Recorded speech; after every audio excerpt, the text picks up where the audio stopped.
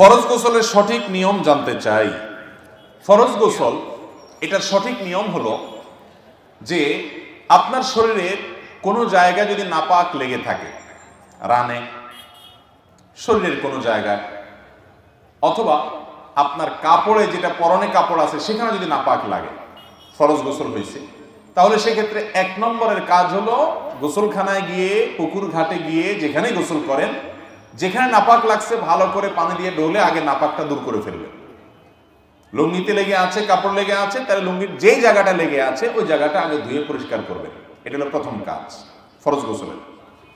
দ্বিতীয় কাজ হল আপনি ওযু করার মতো করে 2 হাতের কবজি আগে ভালো করে 3 বার ধুয়ে, 3 বার কুলি করে, নাকে পানি দিয়ে, মুখ 3 বার ধুয়ে, হাতের কোণই পর্যন্ত 3 বার ধুয়ে, 3 বার করে দোনো হাত, এরপরে মাথা মাসাই করে একবার, কান মাসাই করে, এরপর আপনার শরীরে, মাথায়, ডান কাঁধে, বাম কাঁধে আপনি পানি ঢালবেন। আর যদি পুকুর হয় তাহলে সেক্ষেত্রে ডুব দিবেন, কিন্তু প্রথমে আগে ওযু করে নেবেন। ওযুর মধ্যে শুধু পাওটা ধোয়া বাকি রাখবেন, বাকি সব কাজ করবেন। মুখ ধোয়া, হাত ধোয়া, মাথা মাসে করা, এগুলো করে পাও ধোয়াটা বাকি রেখে গোসল শুরু করবেন। বিসমিল্লাহ। এরপরে গোসল করা শেষ হয়ে গেলে আপনি উঠার সময়, বের হওয়ার সময় 2 পা ভালো করে ধোবেন। আর কুলি যখন করবেন, ওই যে ওযুর শুরুতে ওযু করবেন, কুলি করবেন, ফরজ গোসলের কুলিতে গড়গড়া করবেন।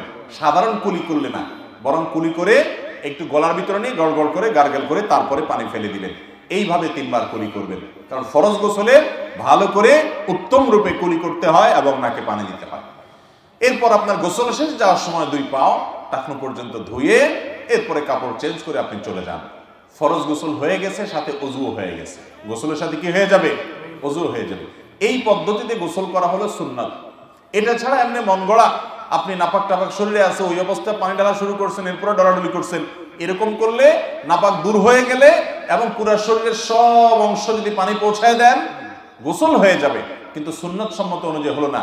আর সুন্নাত পদ্ধতিতে না হওয়ার কারণে এই গোসলটা হয়তো ফরজ গোসল হয়ে গেল, কিন্তু গোসল করে যে আপনি সওয়াব পাইতেন সেটা কিন্তু হবে না।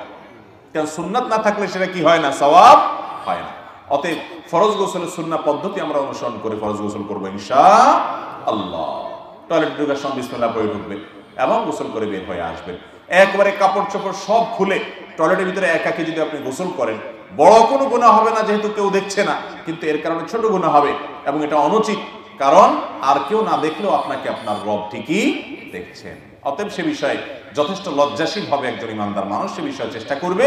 তবে ফরজ গোসলের যে প্রক্রিয়া বললাম, এই প্রক্রিয়া প্রথমে ময়লা নাপাক থাকলে সে নাপাকটা আগে ধুয়ে ফেলবেন, এরপরে ওযু করবেন, এরপরে মাথা পানি দিয়ে তারপরে আপনি গোসল শুরু করে বের হওয়ার সময় পাওটা ধুয়ে বের হয়ে চলে আসবেন। গোসল হয়ে গেছে, ওযু হয়ে গেছে। অনেককে দেখবেন গোসলের পরে আবার নতুন করে ওযু করে, দেখছেন?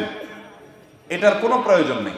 গোসলের পরে ওযু করবে সে যে ব্যক্তি গোসল করতে করতে তার ওযু চলে গেছে।